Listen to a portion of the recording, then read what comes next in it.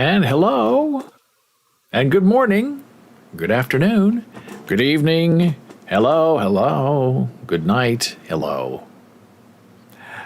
Wasn't sure we were going to make it on today, and I'm just going to test the sound because we had a whole big thing. And it seems like we always have a big thing on this. I don't know. I guess it's when you do the show yourself, when you're your own producer, when you're your own technical consultant, when you're your own difficult personality, you're your own researcher, things are going to go wrong. Most things I can handle. When I start the streaming software, OBS, and I'm checking to make sure everything's there and that works there. Hey, it's Artist Dora. Nice to see you. I'm glad the sound is working. And you're setting everything up, making sure this window is working, this window's working. You have to set it all up. You show a Discord window, you have to pick the Discord window every time you start. It's never the same. Same for the web browser. And then everything freezes. And you click on close so you can restart it, and several things close, but the main screen here doesn't close. It just stops working. But the rest of the computer's fine, so I quickly go into the OBS Discord server, locking up, search. Oh, a lot of lockups. Going from September, October, we don't know why, post your log file, we don't know why, post your log file, no resolution. And it's not even in Task Manager where I can kill it. It doesn't appear. So I'm thinking, well, this is weird. And it's time to do the show. So I'm sitting here trying to think, well, do I just, force a new restart and have to start all over again? And then magically, as I saw on the Discord server screenshots that people provided, my whole window that you're seeing me on turned white. And I immediately thought, that's terrible, but it's good because other people had the turn white thing. So the whole thing turned white. I tried to close it, to restart, it wouldn't close. So I'm sitting here looking at myself, frozen in this white screen, but not the whole computer, just the white screen of the streaming software. And then up pops a message, finally something good from Windows 11, saying, hey, it doesn't look like OBS Studio is responding. Do you want us to close it for you? Yes, please. Click, close. Wah, wah, wah.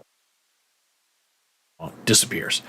Now, normally on the old Mac machine, what I would do is restart everything. But it was getting close to doing the show.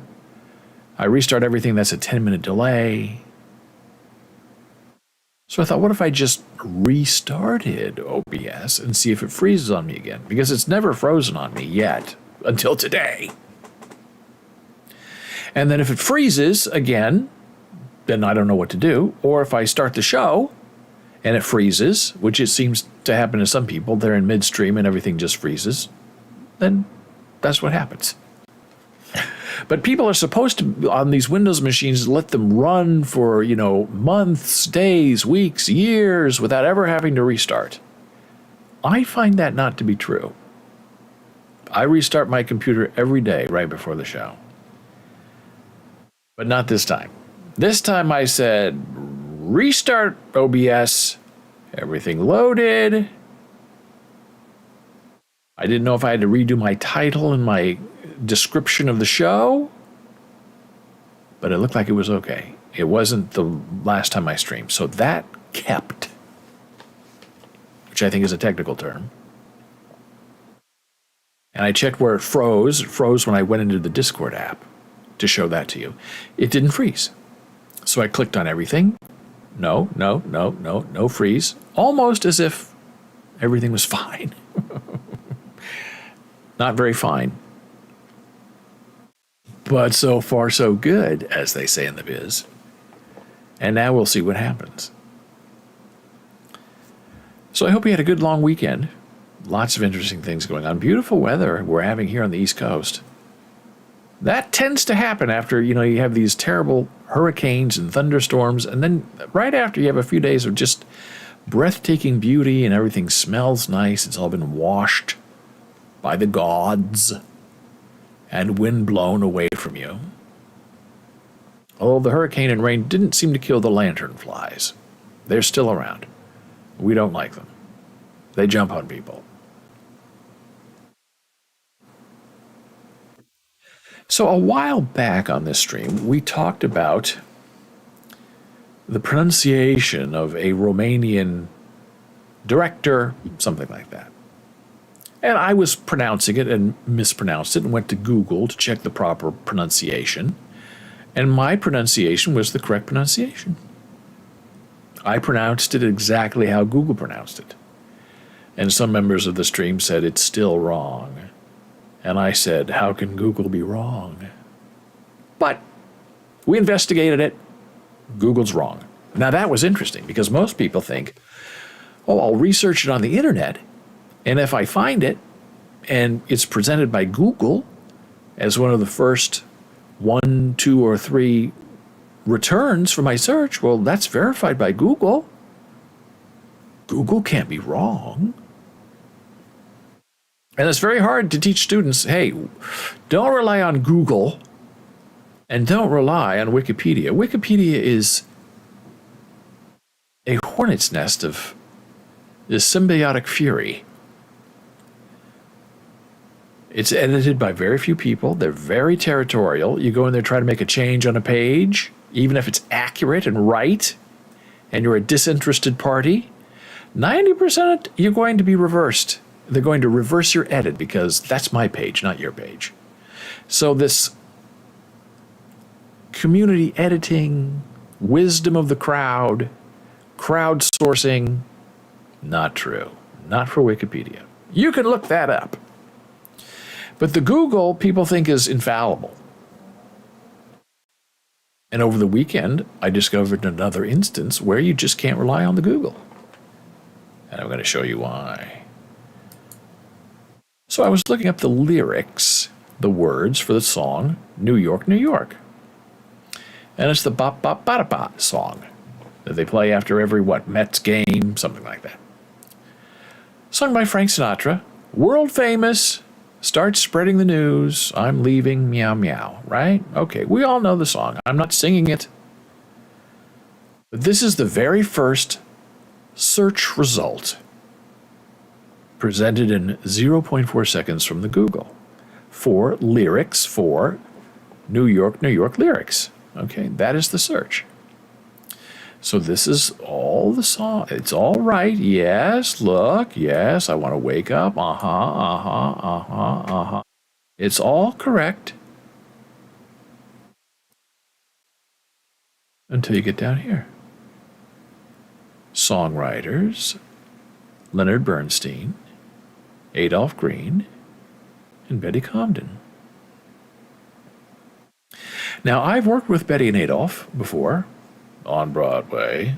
Wonderful, genius, brilliant people. Love them very dearly. They did not write this song, however. They wrote Singing in the Rain, Bandwagon, a plethora of mega musical hits. They did not write New York, New York. And I happen to know that because I know who did write New York, New York.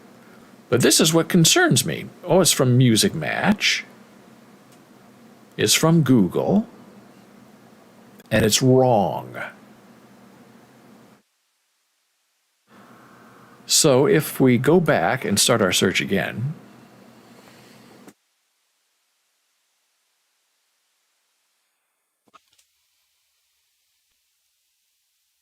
see, it's the first return, right? Here's Genius Lyrics, Frank Sinatra, New York, New York. Click on that, which is the second one. New York, New York, meow, meow, meow, meow, meow, meow, meow. Here's the whole thing. Leaving today, New York, New York outro about this song.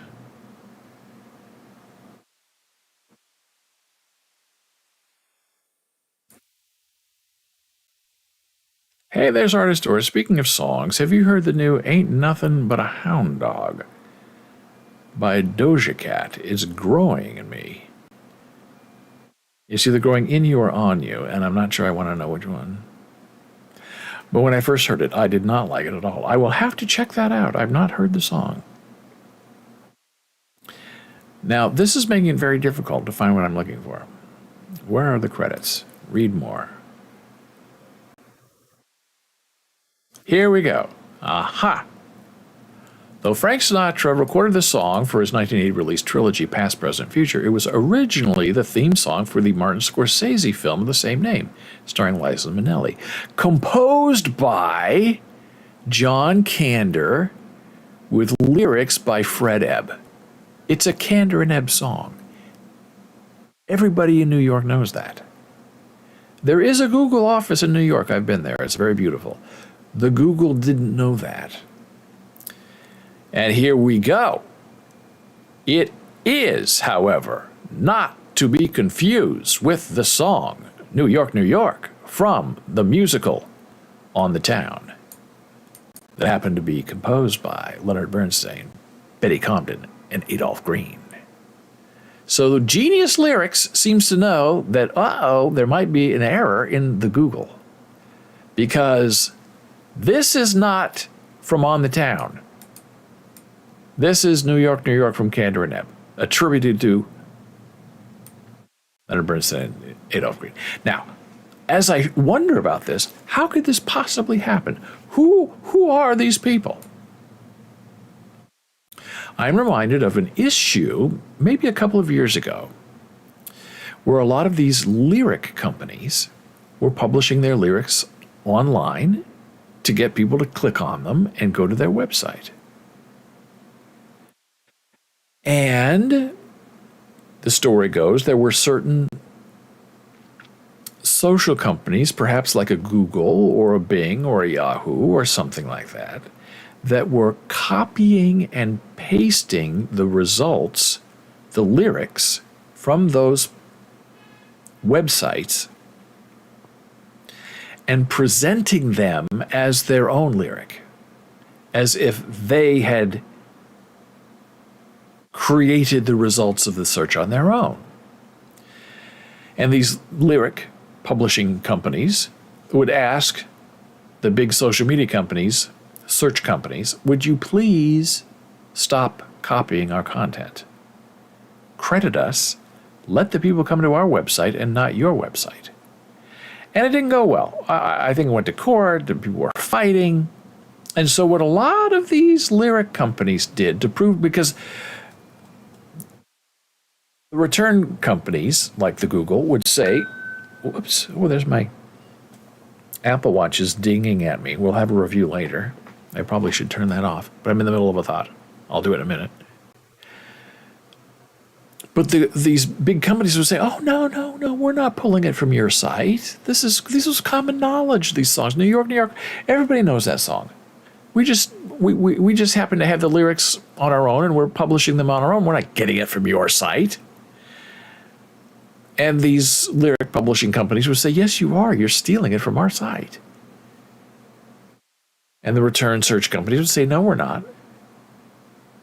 And the lyric companies would say, we can prove it. And they did in court. Because what they would do, these lyric companies, is they would add a comma to a lyric. They would change a word in a lyric. They would place a typo in a lyric and publish it. Perhaps even miscrediting who wrote New York, New York, and inserting Betty and Adolph instead of Kander and Ebb. And when they went to court, they said, well, look, here's our publication with these couple of errors. And then you look at the giant search company, their return result that they're not crediting us for has the exact same error as in our lyric. There's no such thing as a coincidence, Judge. They're copying our material and putting it on their website. And then I don't know if it really ever went to court or if it was just settled. But now it seems when you do a search, let's say here on the Google, you do get a credit. Source, music match. A to Z lyrics, song facts, lyrics freak, genius lyrics. So it looks like it's been fixed, but maybe there is some residual tomfoolery that the lyric companies are leaving in place just in case something nasty comes along and happens again and people start stealing and copying and pasting their content. So they purposefully add something in there. Yeah, to catch you. Look out!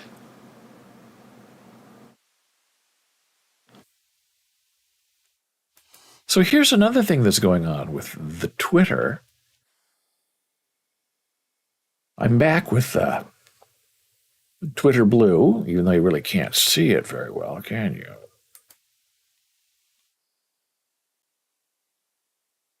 This is my NFT of my strange cat, but you can't see the fun outline. I don't know why. I guess because it's too black. Everything's black today. But a new thing you can do with the Twitter Blue is edit a tweet. So that's what we're going to do right now. We're going to edit a tweet.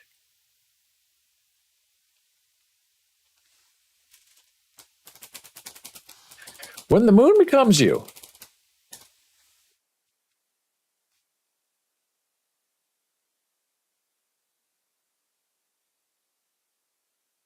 Lovely AI of a dancing American Indian.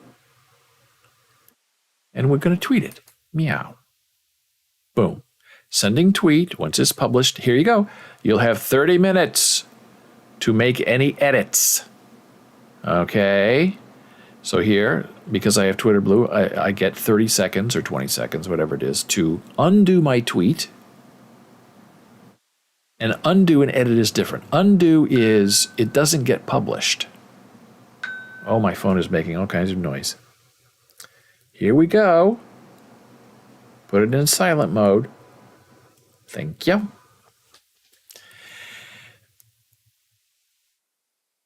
So undo is, excuse me, you can fix your typo or add something before it gets published. Edit is what happens after it's been published. And then you can go in there and edit it. And I'm going to tell you a story about this editing thing, which is very dangerous, which is why Twitter doesn't like it. And you only have 30 minutes to edit a tweet. So I'm telling you, if somebody has Twitter Blue and they're saying something controversial, don't reply to them for 30 minutes. Artist Door says, nice undo feature. It is very nice. I actually used it today on my my Apple thing about how Apple Plus has improved their cultural appropriation. Edited to add hello.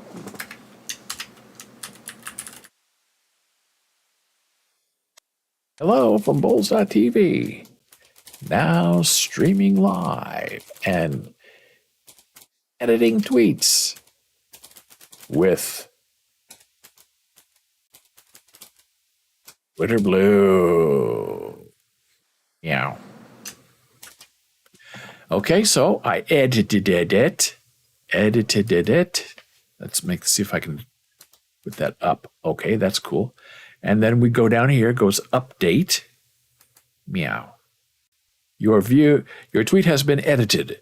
View. Thank you. And you know when a tweet has been edited. Uh-oh. Because it's supposed to have a mark on it. Let's go see if there's a mark on it. Or is it still sending?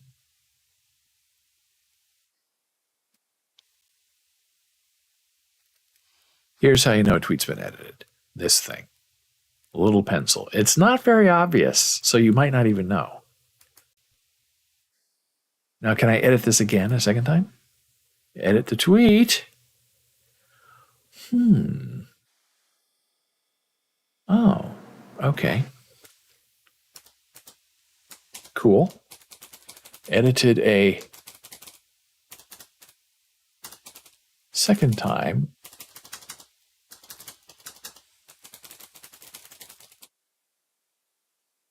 Again. Just messing with you. Bye for now, maybe.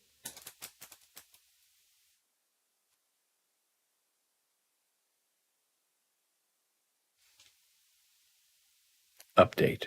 Boom. Okay, now we go back to our home self. Edited 4 seconds ago. I guess we could edit it 10 times in 30 minutes. Now I'm going to tell you why this is really super dangerous and why it took so long for Twitter to do it. I'm actually against being able to edit tweets. I'm going to tell you why. Because people are rotten and people are sneaky. Many years ago, when WordPress.com went live, they had a user-supported forum where you could go to get help. I don't like those either. I think if you're a company and you're doing business, provide professional customer service. Don't let volunteers run your technical resource. And I say that as a former member of Team Toshiba, where I was one of those people who worked for free, got a free CompuServe account, and provided technical support for Toshiba because they were too cheap to pay people on their own staff to do it. So there were a lot of problems, a lot of issues that you needed to have fixed in the WordPress.com forum. And there were some volunteers, just sort of like Wikipedia, where they kind of, I'm in this section and I only run this section. I answer all questions in this section. Even though they couldn't do it, they would do it anyway, claiming ownership. So I was in there asking some question about, it was some strange thing, like about formatting or something to do with chocolate, I think, but I don't know what that has to do with WordPress. And so I responded. A couple of people replied, 2 or 3 people responded, and one was completely unhelpful. Her name was Valerie, and she hated to use her name, even though that was her name. She wanted to be called by her username, which I don't know what that meant. But if you replied to her using Valerie, and I only knew her name was Valerie because she called herself Valerie, other mods would go in there and edit your response to edit out her name because she was that kind of person. So she said something that wasn't very helpful, as people do. And a couple of other people said things that actually solved my problem. So I thanked the people who helped me. And all the other people who were in the thread, I did not, thank them because the problem was solved early. So then this Valerie person posts a nasty public message to me in the thread that I started, berating me about how ungrateful I am and who are you and you're a businessman and you don't appreciate volunteers and I'm a volunteer and you're in my section. She doesn't have a section. And how ungrateful you are. And so I replied to her and said, well, first of all, you weren't very helpful. Second of all, the other people helped me. I thank the people who helped me. It's as simple as that. And for you to attack me this way and call me names and make assumptions about me being a businessman with all this money and you're just a poor volunteer is really very strange and unfair, and I don't appreciate it. And I posted that. And then about 5 minutes later, I get a private message from one of my friends who was a WordPress.com employee, who was like the manager of the WordPress.com forum, saying, hey, why were you so rude to Valerie? I said, what do you mean rude? And he says, she thanked you so much for being a part of the forum, and you're attacking her and telling her that she's weird and cruel. Why would you do that? So I knew exactly what happened because I'm old and I've been on the internet for a long time. So I went back to the WordPress.com forum, and sure enough, slick and sleazy. Valerie had gone back and edited her nasty reply to me, upbraiding me for being a businessman and not appreciating her as a volunteer. And she had said, "Welcome to the forum. I hope you have a wonderful time." And then my response was still there, responding to what she said. So I responded. I replied again. I said, in public, Valerie changed her reply. I cannot change my reply because it appears there's a 10-minute limit on being able to edit your replies and messages in the WordPress.com forum.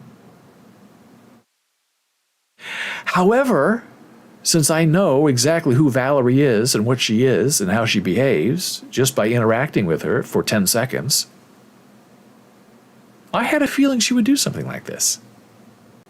So I now present to you, my friend privately and in the public forum, a screenshot of Valerie's original nasty message to me.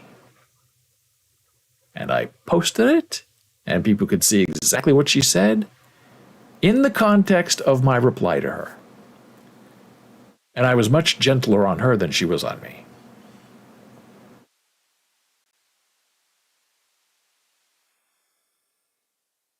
And nobody said anything. Valerie never replied again. My friend at WordPress.com forum he just said, "Oh, I see," and didn't say another word. So imagine if I hadn't been clever, smart enough, experienced enough, wizened enough, burned previously by other people with that sort of personality, not to take screenshots. And I also had a text copy of it too, because I knew that was the kind of person she was. Now, if I had known in the WordPress.com forum, you could go in there and edit a reply. Most forums do not allow you to do that. What you post is what you post, and that's it. You want to correct it, you go back and you reply to yourself and you fix what you said. If I had known that you could do that in the WordPress.com forum, I would have waited 10 minutes to reply to her, and then she could not have changed her reply. Very slick, very sleazy, very underhanded. And it's what happened. And that is my opinion, my evaluation of that situation. So when we get into Twitter Blue, which you have to pay for, but in paying for it, you can change your colors. See my color, I have not the Twitter Blue, I have Twitter Purple. And you can have an NFT, but it doesn't look like an NFT because you can't see the outline. So I've got to fix that because that's bothering me. But it also means I can go in there and someone can say something really nasty to me. And I have 30 minutes to go in there and edit my tweet and make them look stupid. I think it's very dangerous. Now, do people see, the editing thing? WordPress.com did not have any kind of indicator that the forum replies had been edited. So I guess this is okay. I still think it's very dangerous. And if you're in a heated conversation with somebody on Twitter and they have Twitter Blue, wait 30 minutes to reply to them. Because there's a chance and a likelihood that they will go in there and change their reply to you. Or take a screenshot and protect yourself that way. So many things to discuss today, and I'm already wound up, and we're only just started. So now we're going to take our very first brief blood pressure break of the day. And now, what was I going to talk about? Oh my goodness, so many things. We're not even there yet. So let's see. What can we do? Coming up,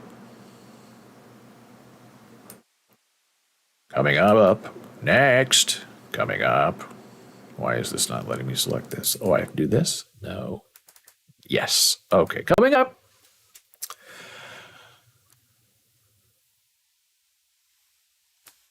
Oh, so many things. War in Ukraine update. From IGBA.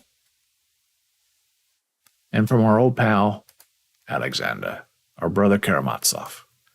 That'll be next. A lot of other things coming up, so returning in a moment.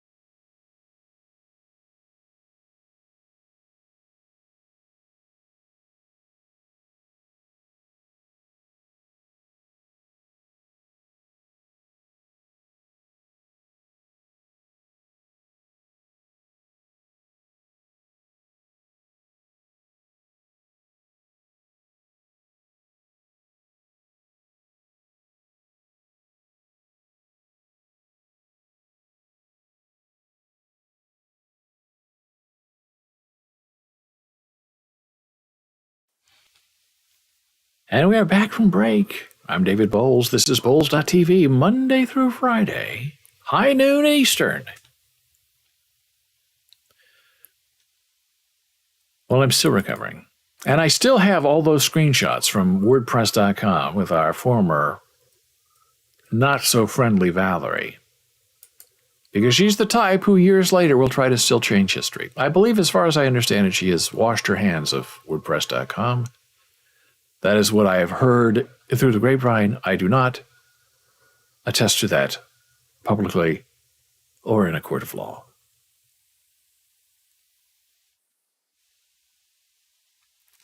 So now we'll go to Discord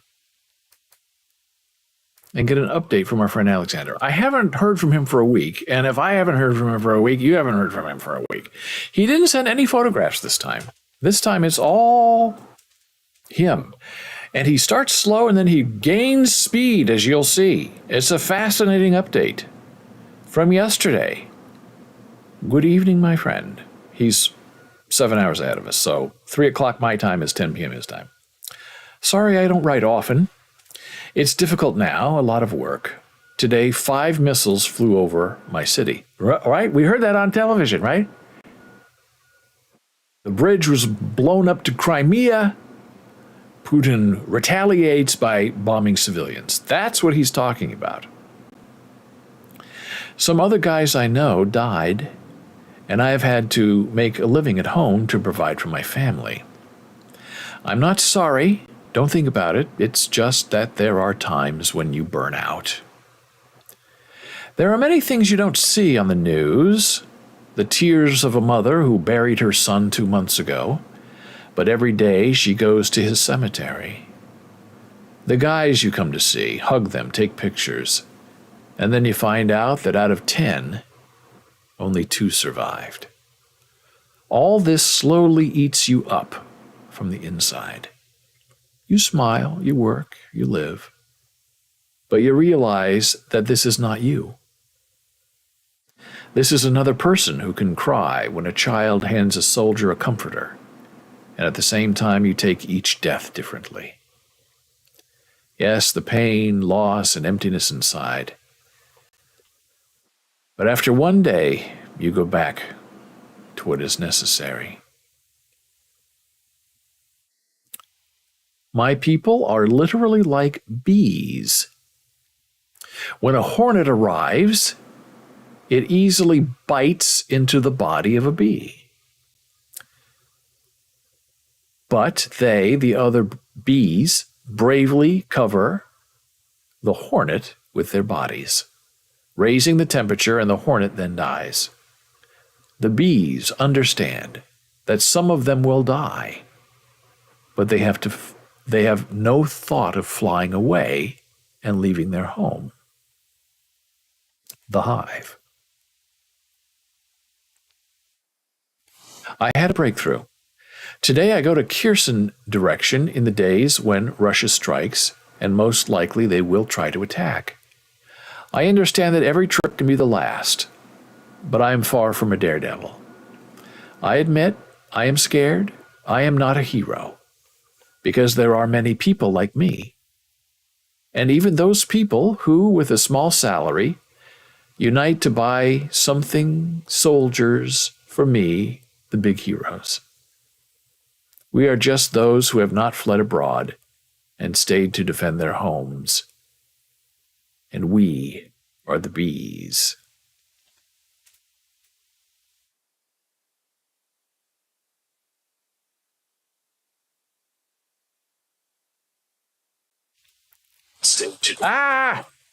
Sorry. My new iPhone is acting up. I am grateful to America and all the countries that give us weapons. Without you, we would not have survived. But I am sure that if we were not helped, we would not have surrendered.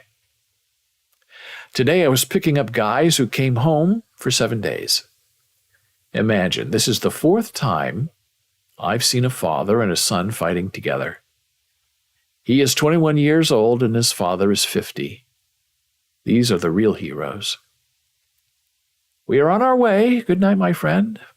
I thank God that he introduces me to wonderful people. God bless you. And I thank him for the updates. I was worried about the terrorist attack on the civilians in the Crimea Bridge. And he said, I am more than sure that it was Putin himself who blew up that bridge to try to reverse the course of events in agony. Now, isn't that super genius and super evil? It never occurred to me, and I should be smarter than this, that Putin himself would blow up his own bridge. So the next day, he would have an excuse to go in there and bomb civilians. That sort of evil, that sort of petrified genius, you can't predict it. But there's our friend, Alexander Kosmich, on the ground in Ukraine. He would know. And so now we go from our friend, Alexander in Ukraine, to our friend Igba. Hey, there's artist Dora saying, I thought the same thing, that Putin did it. Oh, it's very, very clever, very smart. I haven't seen Ukraine take credit for it, which is curious.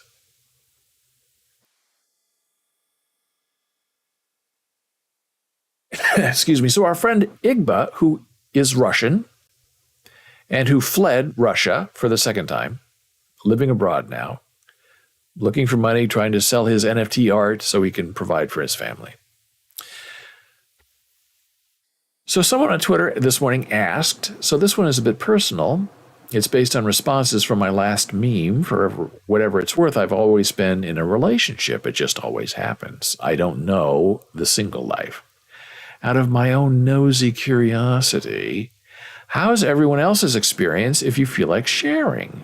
So our friend Igba, in exile, replied this morning and said, with this photograph, well, we've been together for 9 years.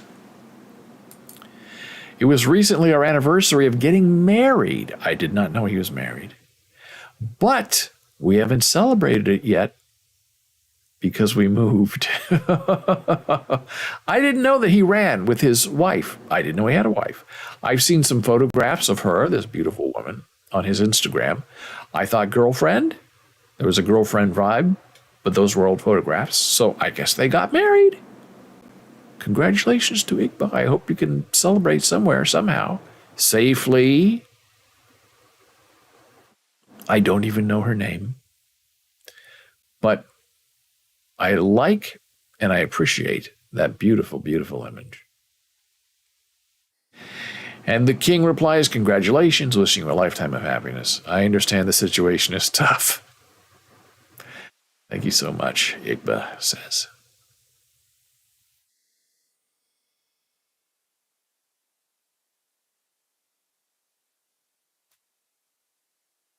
Speaking of despair, when Rachel Maddow said she was quitting her MSNBC show and only doing Mondays, which I think is very weird, either do it or don't do it.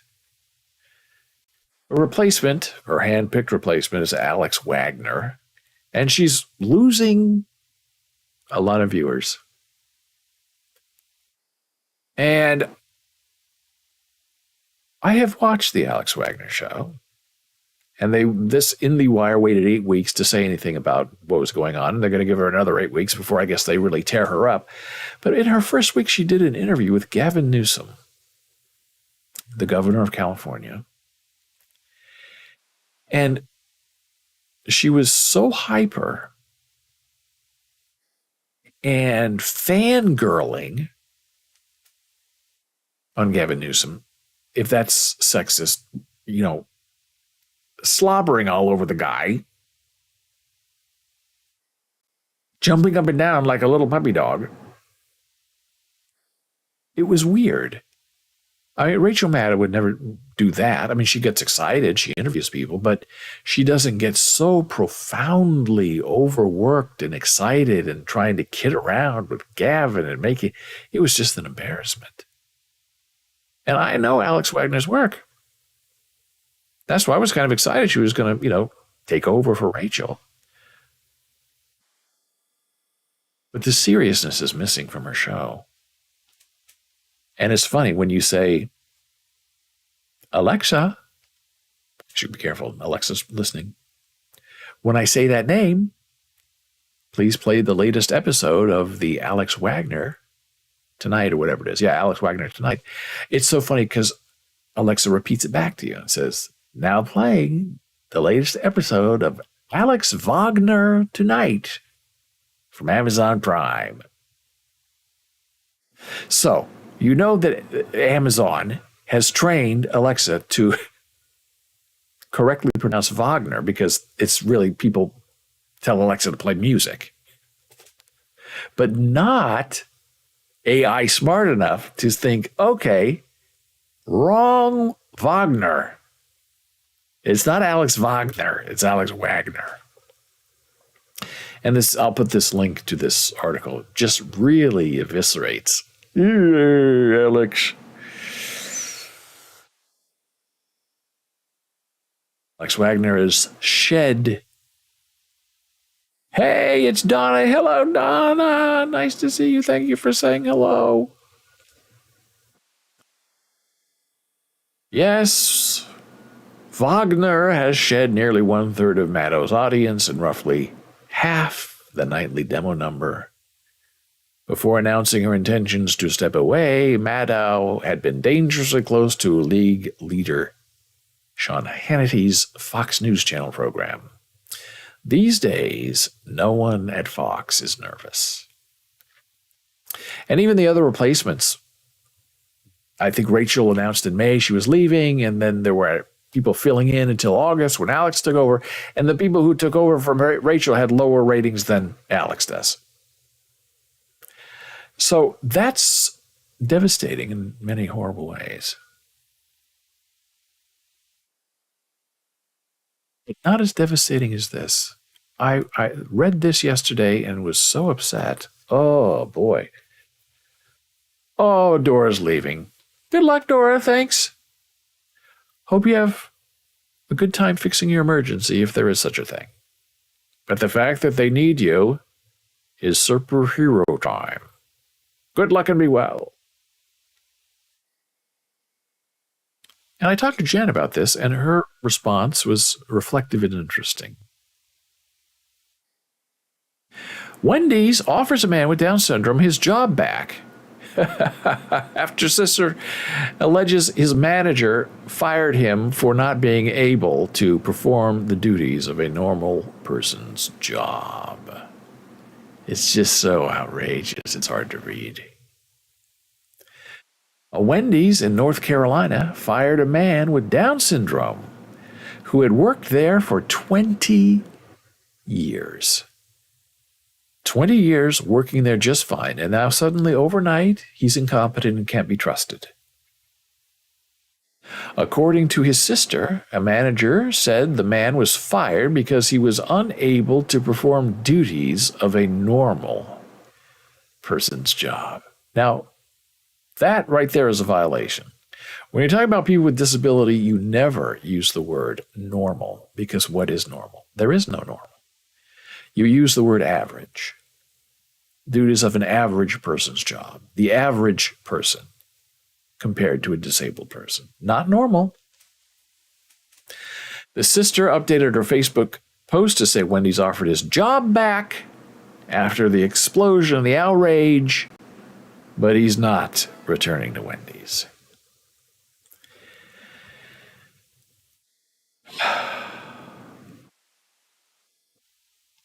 The sister says his dream was to retire from Wendy's someday, and he was looking forward to a huge retirement party. We may just give him that party and tell him he is retired because he does not understand being fired.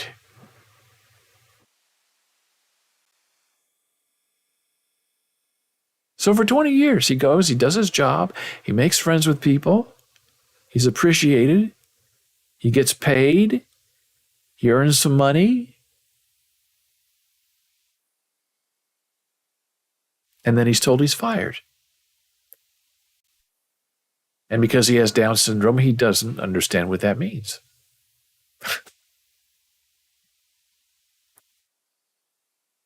The sister said he's always excited to go to work. He loves seeing people come in and speak to him. He loves to interact with the people. The sister said she's looking into whether a special needs employee was wrongfully terminated, and she's disappointed with the restaurant's management. They have no idea how they hurt my brother. And then she updated her post saying, well, Wendy's, meh, okay, he can come back. And the sister said he will not be returning to Wendy's. He will be having his big retirement party that he's been wanting. Wendy's has offered to help with the expenses and anything else they can do for a special day. I feel in my heart at this point I should do what is best for my brother. So Wendy's tried to apologize, tried to take it back. You know, it's a regionally owned franchise. The corporate Wendy's had no idea that they were firing disabled people with Down syndrome. Well, some things you can't take back. Some things happen, and you cannot be reversed. And when I discussed this with Jana,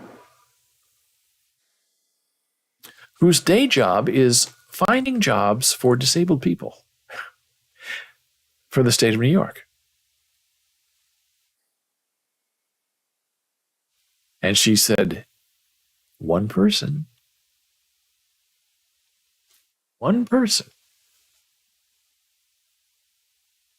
can destroy the life of another person.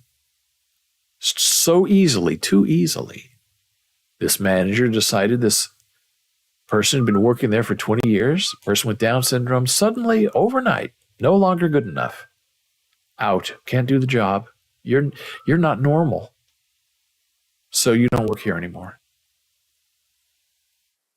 One person. And one person stood up, and another person stood up, and another person stood up, and all those people stood up against that one person and fought back.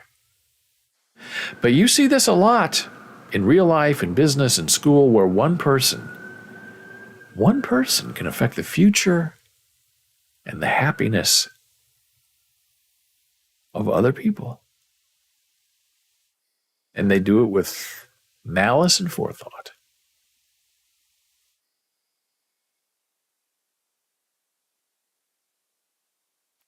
And now it's time to take our next break. And when we come back, I will do my Apple Watch Ultra review.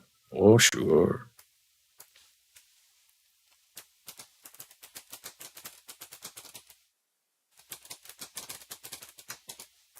Apple Watch Ultra review coming up next here on Boles.tv.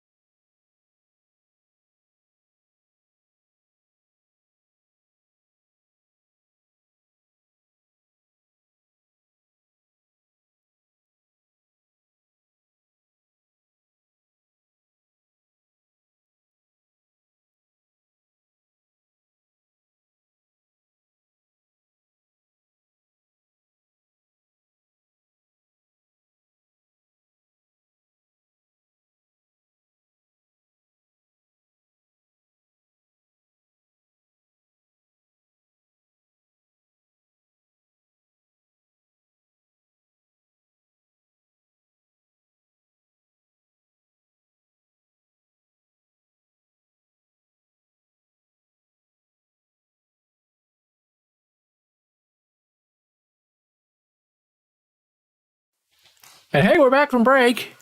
I'm David Boles. This is Boles.tv. It's BOLES.television. Boles.tv. Monday through Friday, high noon Eastern. Well. Last week we did a big review of the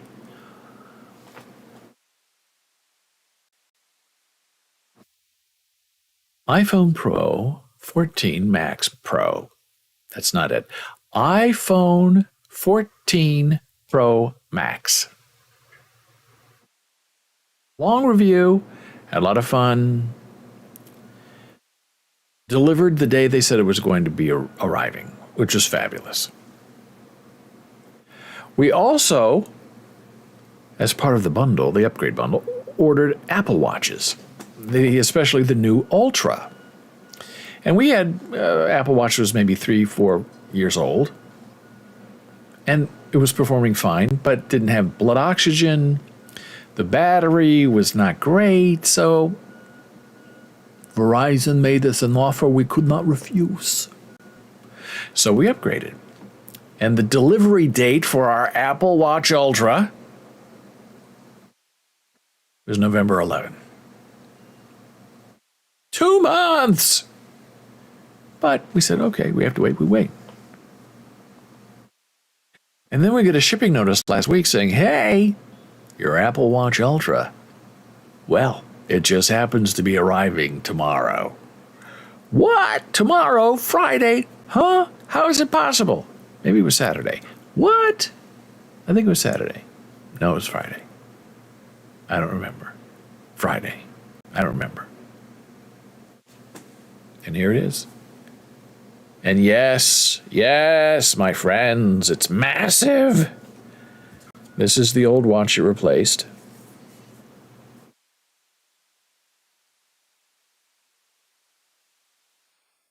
This is not going well.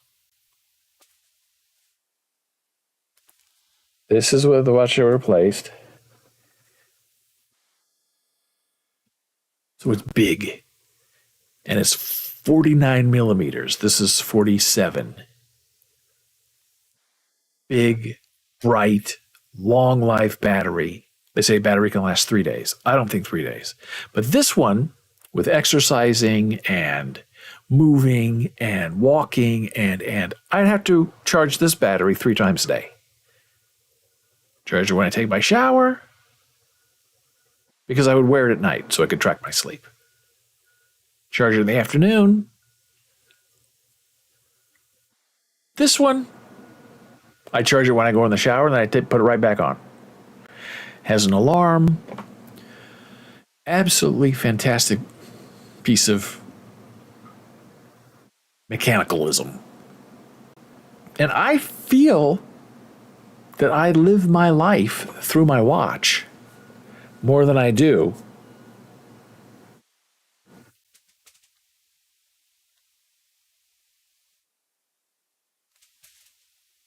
I can't show it to you. More than my phone. How's that? My watch, I can tell you, the wind is north-northwest at 4 miles per hour. I've taken 3,000 steps so far today. My battery is at 98%. My song playing is Jesus Christ Superstar, the album. It's 68 degrees and sunny skies. I have a calculator. It's Tuesday. My workout rings have been closed. All of that on one watch face, plus the time. What is this, you say, this Apple Watch Ultra? It's the new one. Titanium shell, as they say. And it's made for the outdoorsman. You can go underwater and it reads depths and it does other things. It's adventure waiting for you. I don't care about any of that. I want a big screen because I can't see anything because I'm old.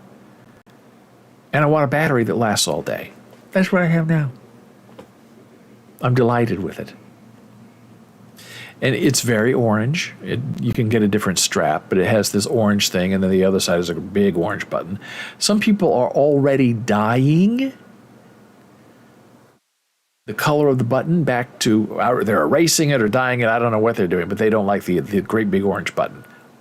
You want the orange button because that's what identifies what you have. And it also comes with this, a very swanky sort of little pamphlet. Here, let me show you the swank. These are the different kinds of bands you can buy. Now, the problem with the bands is, I'll tell you right now, and this is very Apple. If you want a new band for this, some of them are delayed until December. They have this band, they have like a Velcro band, and they have another loop band. They're all, whichever band you choose, $99. $200 for one band. Now, on the regular non-ultra Apple Watches, the bands are $49. So if you have two Apple Watches and you want a couple new bands, it's going to cost you $200. Where before, with your regular Apple Watch, you can get two bands for $100. Sneaky, right? I don't like it. Not very nice. But it's Apple. They have you over a barrel. So what are you going to do? You're going to fight Apple? I don't think so. And this details all the new things with your Apple Watch. And it's set up really easy. Cellular on Verizon. Number share. So when you're not near your iPhone, this is the big button that people are getting rid of. They don't like it orange. I love it orange because it shows you that that's why you're so cool. You're one of the cool kids because you're orange.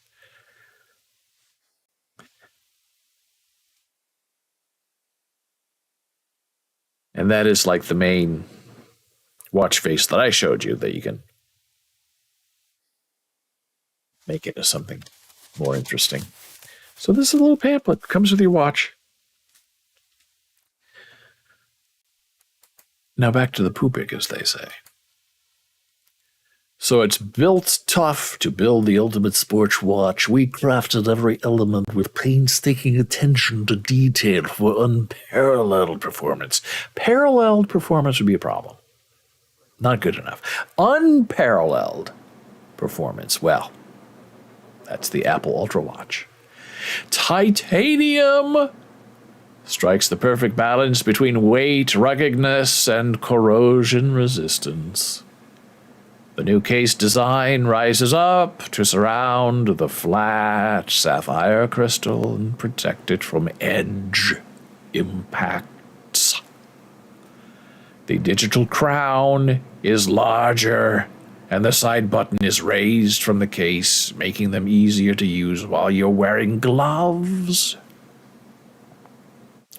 It is lightweight. It's huge, but it's not heavy at all. This is our stainless steel one. It's heavy. This one feels twice as big and feels twice as light. So what's this? Tested to dust resistance. Okay.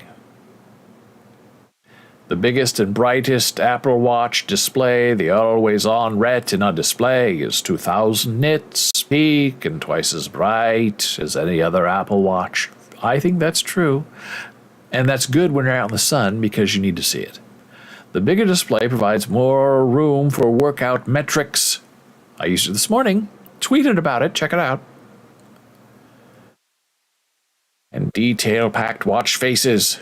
The Wayfinder face, which is what I'm using, lets you rotate the digital crown to activate night mode for better viewing in low-light situations. Now, this is interesting because when you were in the dark, like at a movie theater or you're walking on the street or you're, climbing around at night, when you have this, it's very bright and it looks like a flashlight. So you can twist the crown like this and go into this red mode, which is quieter, sexier, and it's really tremendously fabulous. And you can read it at night in low light and not bother other people and not, if you're running from the police, they can't see where you are when you're checking your time to see how long you've been waiting. That's a joke. ready for action. The new action button gives you quick physical control over a variety of functions. It's customizable and can do things like control a workout, which is what mine does. I click on that great big button, and it starts a workout for me. You can mark a compass waypoint or begin a dive. Just like you, the button is full of potential. And the waypoint's neat. So if you're, out trekking and you don't know where you are, you click the side button if it's set to waypoint and it marks where you are. Everything in place. There's a siren, which is pretty cool. You wouldn't think a siren would be cool, but it is cool. It's very loud. Why would you need a siren? Well, if you're being assaulted or if you're lost, you can turn on the siren and it makes a very loud, annoying sound. And hopefully people will come and help you. Side button, digital crown, battery life for days, up to 60 hours on low power settings, coming soon. You wouldn't want that though. Up to 36 hours of normal use. That's pretty darn good. Here are the loops we talked about, $95 for each one, $99, whatever it is. Alpine loop, doesn't interest me. Trail loop, this is the one with Velcro I like. The Ocean Band, which is what I'm wearing now, it looks clunky and heavy, but it's really not. It's really terrific. Push farther, go wilder. Strength in numbers, making progress as an athlete requires accurate data and insights. Updates to the workout app, like new metrics and views, give you the information you need to be and to beat your best. A larger display lets you see 6 metrics at once. Heart rate zones. Track detection is coming soon. Your running form. What zone are you in? Now, I did a workout today. I didn't see this anywhere. The zone. I don't know how I get that. I feel like I missed something. The time I saw, the beats per minute I saw, average heart rate I saw. I did not see the zone. Maybe I wasn't looking hard enough. GPS follows you. I guess the main concern that people have is that the GPS doesn't allow you to download maps and share maps with your watch.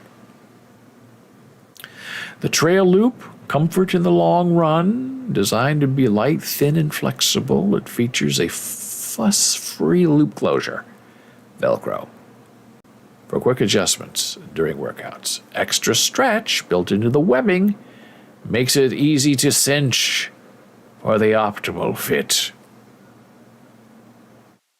Above and beyond and back again. The Compass Reimagined. The Acura Compass is as crucial for navigating the wild as a solid pair of boots.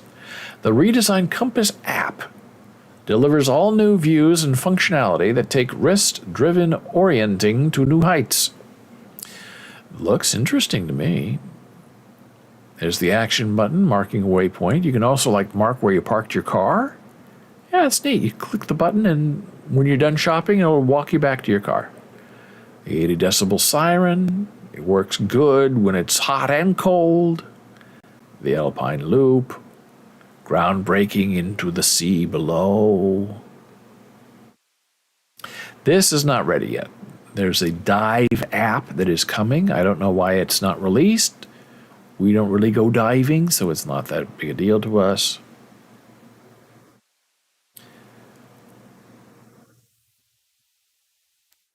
This was a little hard to figure out. The instructions were not clear. You have to play around with it for a little while. But in the end, we figured it out, and now it works great. Everything to love about the Apple Watch. You can test your heart rate.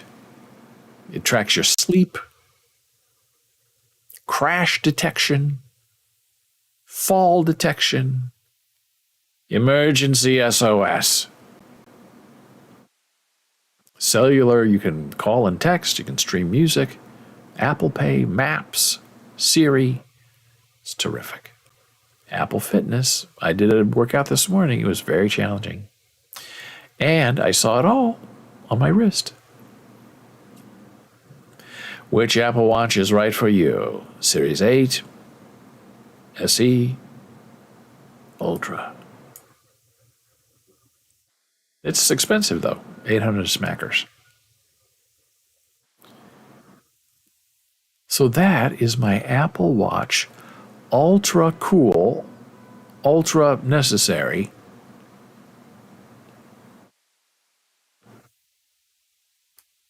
review.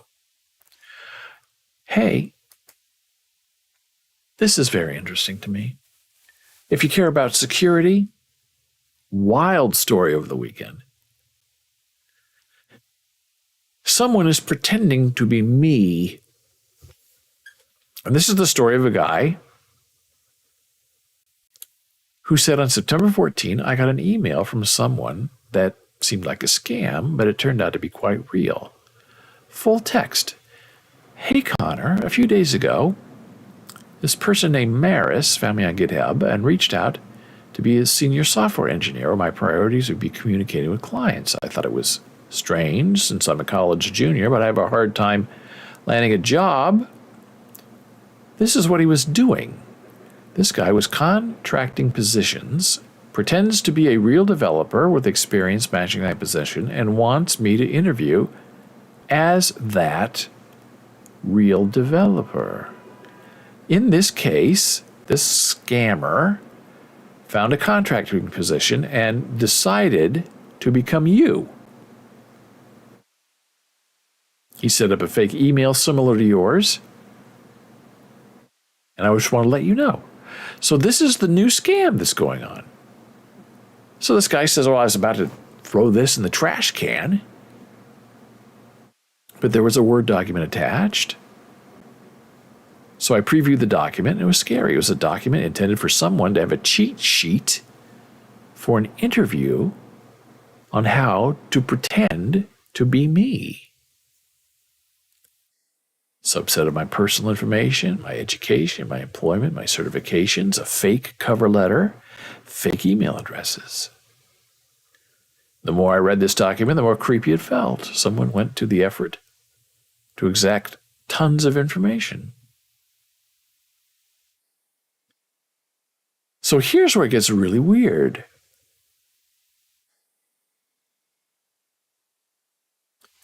So he was sent an invitation to this interview for this job. So he joined the Zoom call, and the client admitted him quickly. I explained as quick as possible that I was the real Connor, and I was not applying for this job. I tried to explain how the individual who was hired to impersonate me had a great set of morals and forwarded all this information to me. I was asking for all the information this employer had on the fake me when the story got even weirder. Then another Connor, me, joined the call and was stuck in the meeting room. The gentleman at the company was amazing and allowed me to change my name, turn off my video, and tweak my avatar so I could stay on the call and watch. So the interviewer admitted entry to a new person who then spoke with an accent that I could not place.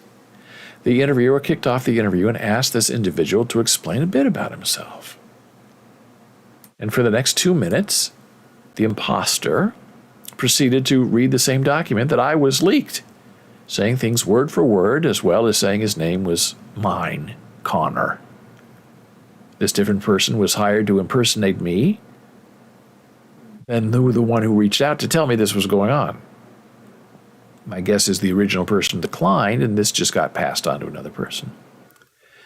I could not stand this anymore, listening to someone trying to claim they were me while using my photo, name, and hard-earned achievements. So I turned on my camera, renamed myself to my real name, and asked the individual what they were doing. The fake Connor immediately left the call. So for a few minutes more, I spoke with his interviewer, thanking him for going along with it. I then learned this was an interviewee discovered through Upwork. So I asked for all the proof and continued my investigation. The company who my impersonator applied at reached out and provided all the images above, as well as reporting this account to Upwork. So with this discovery, I found the fake Upwork of myself. This was creepy as it included some jobs worked and some that were made up. It was my actual resume, but with additions.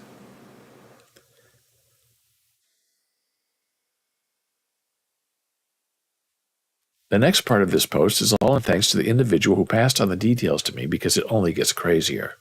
I got written approval from Andrew, the individual, to show his name, photo, unredacted. He blogs at unfooling.com, and they may have a post about this as well.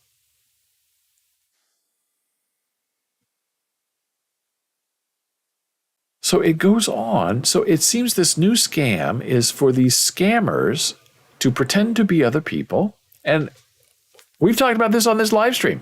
You go to LinkedIn, you do a search on David Boles Books, Publishing and Writing, and you find 10 people living in Alaska who claim to have all these positions with my company. And they don't. I've never heard of them before. So now these scammers have taken it to the next step. They go on your LinkedIn or wherever. They become you. They apply for jobs in your name using your recommendations and your personality, right? And then they get a job and you get hired. Now that's the key part. And people think that these people get hired to steal money from the company. And it takes them a week or two to figure out, hey, wait a minute, you're not the real guy. You're an imposter. You're a fake. You can't do this job. You don't know anything about it. You're fired. So they get, like a paycheck or two out of it. But I'm saying there's something else to it. If these people are getting jobs at technical companies, and this seems to be limited to kind of technical experts, developers, maybe they're trying to get in the back end. Maybe they're trying to get security information. It seems that would be much more valuable than collecting a simple paycheck. They could, if you have a direct deposit, it could be reversed. But if you're hired and you're at the company and you have certain rights and privileges as a developer and a programmer, and you can plug in a USB port and put malware in the system that can be used later as an exploit, is absolutely a genius idea. They are playing the long, long game to try to game the system and to try to put people out of business, ruin reputations. As we said previously, it only takes one person to ruin it for everybody. And now we take our next break. Our topic, when we return, is superhero fascism. Hey, you love it. And it's all coming your way next, right here on Boles.tv.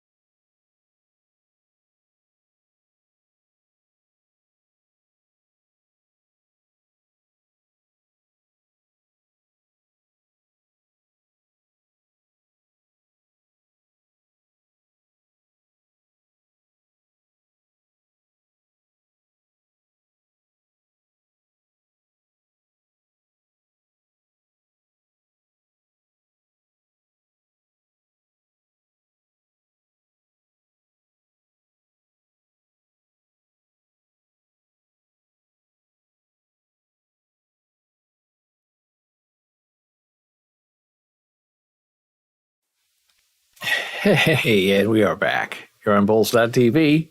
It's BOLES, not television, Monday through Friday, high noon, Eastern Standard Daylight Time. Well, it's been a wonderful show so far. Talked about many interesting things. And now, this next bit may upset some people, but it's fascinating nonetheless. Hey, you just might be a fascist if you love superheroes. Infantile love for Batman and other superheroes can be a precursor to fascism.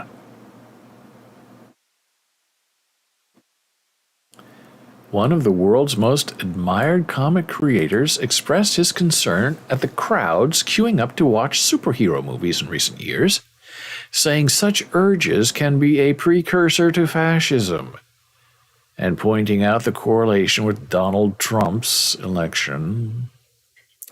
Alan Moore, who brought the world Watchmen, V for Vendetta, and the League of Extraordinary Gentlemen among his many titles, told The Guardian his fears of the future, saying, "Hey, I said around 2011 that I thought it had serious and worrying implications for the future.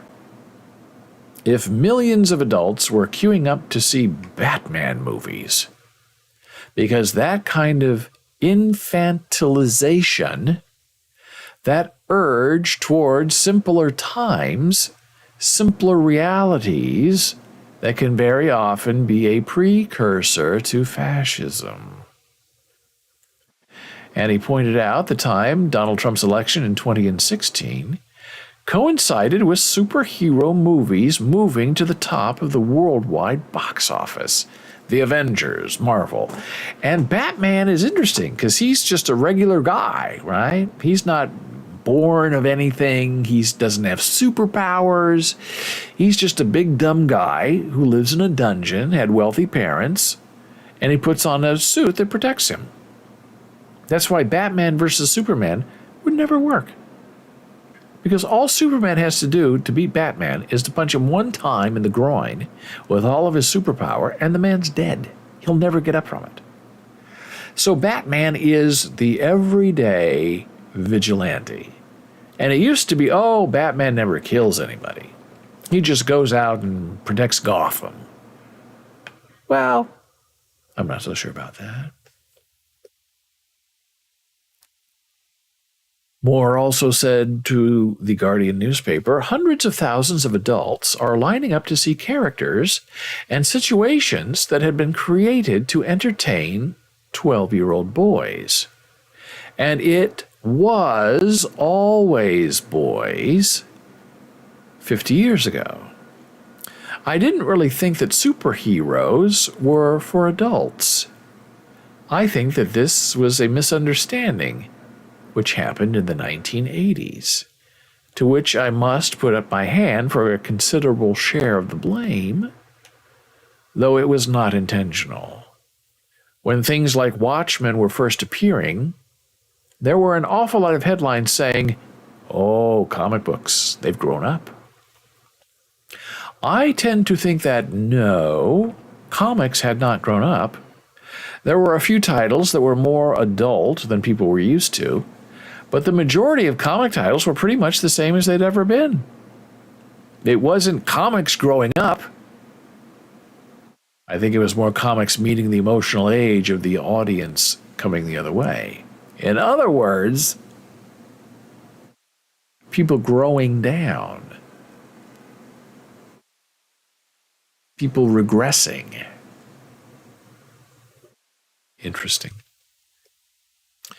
The mask, drawn by David Lloyd in Moore's V for Vendetta, has been adopted by those making anti-state protests across the world. Something Moore greets with cautious approval. He also said, "I can't endorse everything that people who take that mask as an icon might do in the future, of course. But I'm heartened to see that it has been adopted by protest movements so widely across the world. Because we do need protest movements now, probably more than we've ever done before." Moore just published his first collection of short stories and says he's done with both comics and the huge global industry that he did so much himself to transform. He said, "I will always love and adore the comics medium, but the comics industry and all that other stuff attached to it just became unbearable." Oh, that's interesting. Now, talk about a recantation. That's a guy who's saying, hey, look, I made a mistake. I wrote these comic books for kids to inspire them, and adults got inspired instead, not my intended audience, and now look what happened. We have a whole new generation of 50-year-old vigilantes out there, all thinking they're going to be Batman or Superman or some kind of superpower person. That's going to be a problem in the future. And now, because it's that time of day, hey, you know what I'm saying? Yes. No? Of course. It's time for some not Bobby Fischer jazz.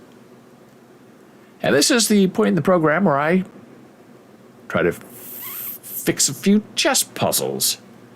Try to be a little bit smart, to try to learn something new, and try to protect myself from the stupidity of not knowing.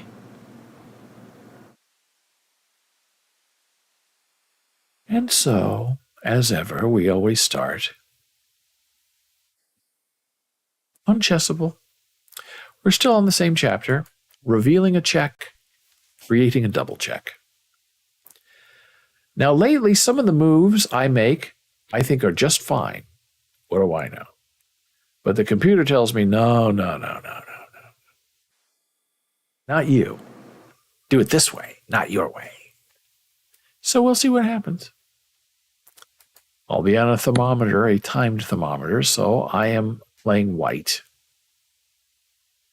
Here is the object of my desire. Here are my implements of destruction. They like a check right away. They like a queen's sacrifice right away. So, how do we begin? I sort of want to go here to here and put the king immediately in jack. But I have a feeling they're not going to like that. I have a feeling they want me to go here and take the rook. That's been my experience, so I'm going to go with my experience and sacrifice my queen, because that's what these puzzles love. And I was right. Oh boy. Now what?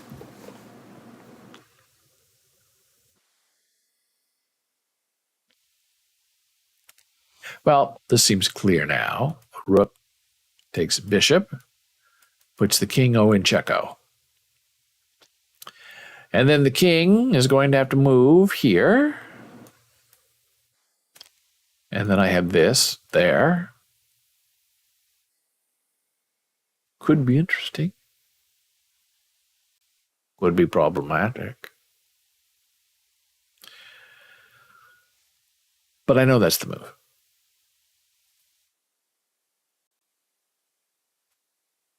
I will do. Oh no, wasn't the move. You want me to go here? Put the king in check that way. The king moves that way.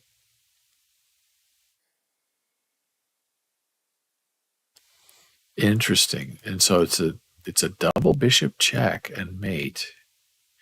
Very interesting, because then the king is trapped, can't go here, king can't go there. Interesting. That's a surprising one. Yeah. So 3 moves, 66%. That's kind of average for me. I'm doing another one because I have to win better. Is that a word? Winning better? Don't tell. White to play. Object of my desire is here. My implements of destruction are as follows. Well, I got a lot of stuff. But how do you get it there? That's the question. Well, they really like a queen sacrifice. They really do.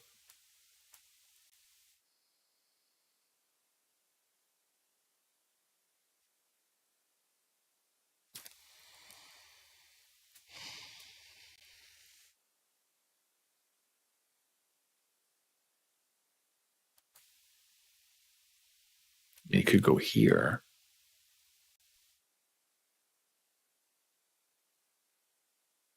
Which I like better because it preserves my queen, but I know they want my queen. So, yeah, they want the queen. Yeah. So now the temptation is to go here, put in the king and El Checo. And then what are you going to do?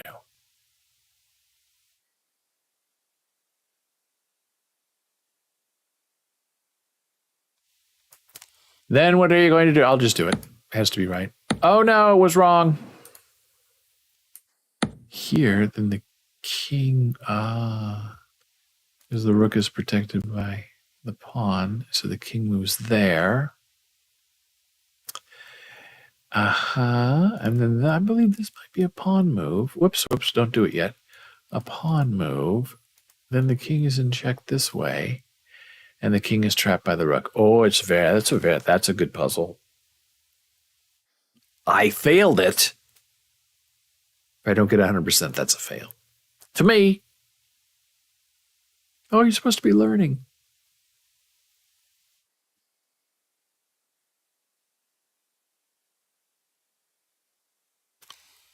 Yeah, that's the move. Okay, so I will do. Boom, win. 66%. I don't know if I can get better than 66%. I'll try one more. White to play. Object of my desire. Implements of my destruction. So I know this is going to be a horse move. A knight move there. Which puts the king in check. It reveals a check this way. It's a double check, which is kind of what they're trying to teach.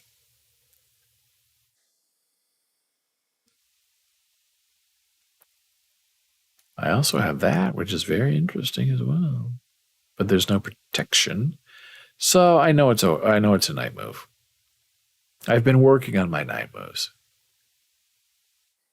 Trying to make some teenage news. Is that how it goes? I don't know. That was the right move. Now what are you going to do? Old bean. Well, now I know it's that time of day, gal. It's time for your queen sacrifice. Queen goes, puts you in check. Either gets taken this way or taken this way. Probably this way to preserve the rook. And I have a rook here and a rook there, and I have a rook everywhere. And then that rook would be protected by the knight. Oh, but I hate losing my queen. And I think most people are that way. So that is the attitude I take. Look, if I'm playing in a game and I can take your queen or we can swap queens, I will do. Because people really, computers, not so much, people hate to lose their queen. They feel like the game is over. So that's a little bit of an advantage. I don't know why it's an advantage when you're terrible, but every little bit helps, I guess. And then that'll be checkmate because the knight protects the rook. And all is well in Nottingham. Oh, I think that's right. I'm just checking my work to make sure I have this puzzle correct. Because if I get this right, it's going to be 100% and I can retire.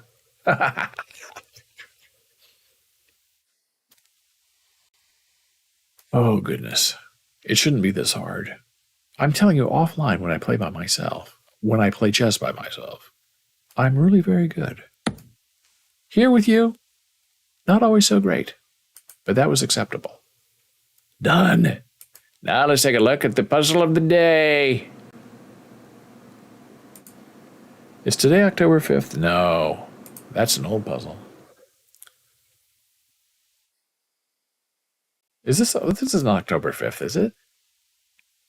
What happened? Why is this not doing? Why is this why is this not refreshing? That's weird. Huh. Today's the 11th. Jump right in. Okay. I think we're playing black. Yes, black to move. Jump right in is the title of the puzzle. No time limit on this one, so we can suffer for as long as we like. Now, here's the problem. Jump right in, to me, means a knight move. And knights are very pernicious, very scary. They're scary if you don't know how to use them, and they're scary if you don't know how to recognize their danger, because they do jump a lot.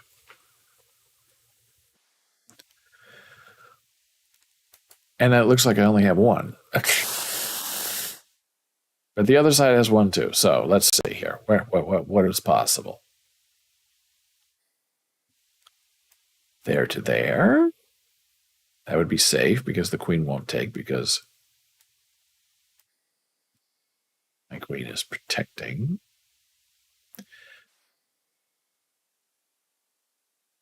Then we could go there, and the queen won't take because the rook is protecting. And then where do we go? I don't know, because I'm jumping too far.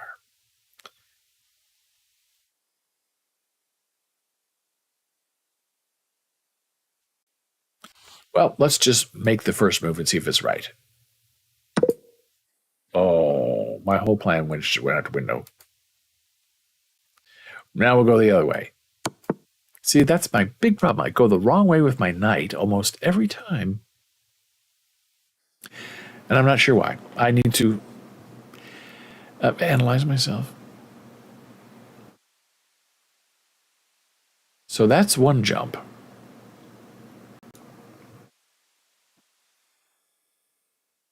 That's another. I could go here, which I think would be sort of interesting. It puts a king and jack.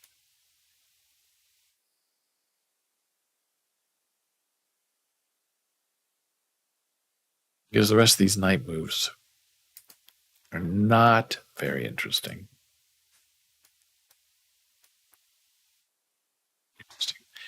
So I think I'm going to move my queen.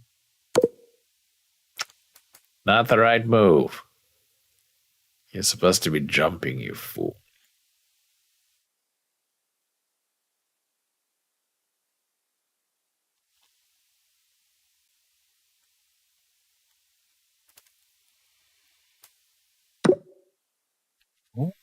Oh. That was very effective. I'm not sure why. So moving a queen here. Yeah, I'm not exactly sure why. Because nothing's in check. But these chess.com puzzles tend not to do that. They just kind of like get the right position and then we'll forgive you. I don't know.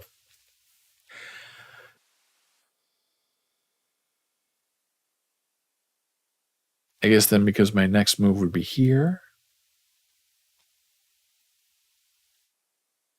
Putting the king in check, protected by the knight. No, because that's not my knight. I go here, but then the knight would take. The knight would take. Knight would take.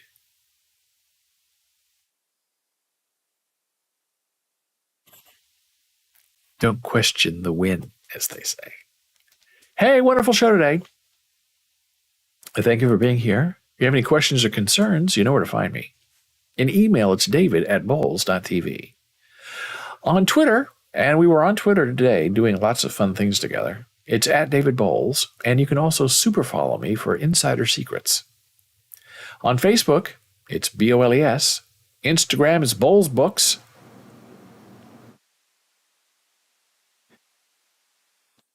And if you want to join our Discord server, have some fun, look around, ask questions, get the links to today's show. It's all right there. So I hope you have a wonderful day. Stay warm, stay safe, stay happy, stay content. Have a good nap, a good rest, a nice meditation. And when ye shall awaken, may your soul be filled with jelly and donuts. I will see you next time.